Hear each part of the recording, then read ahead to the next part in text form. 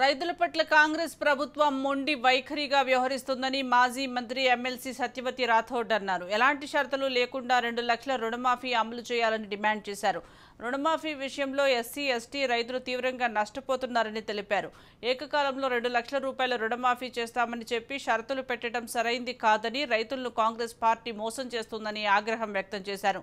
కాంగ్రెస్ ప్రభుత్వం మొండి వైఖరి నిరసిస్తూ రేపు బీఆర్ఎస్ పార్టీ తలపెట్టిన ధర్నా కార్యక్రమాన్ని విజయవంతం చేయాలని సత్యవతి రాథోడ్ కోరారు.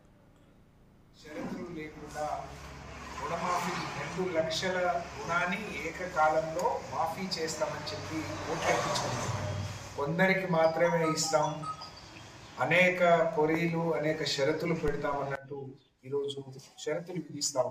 దీన్ని బీఆర్ఎస్ పార్టీ రాష్ట్ర రైతాంగం తీవ్రంగా ఖండిస్తా ఉంది. ఎస్సీ, ఎస్టీ, బీసీ రైతులు తీవ్రంగా నష్టపోతున్నారు. ఏకకాలంలో రైతులందరికీ 2 లక్షల రూపాయలు మాఫీ చేస్తాం. కాంగ్రెస్ ప్రభుత్వం అధికారంలోకి వచ్చిన తర్వాత తీరని అన్యాయం మరి రైతులకు చేయడం జరిగింది.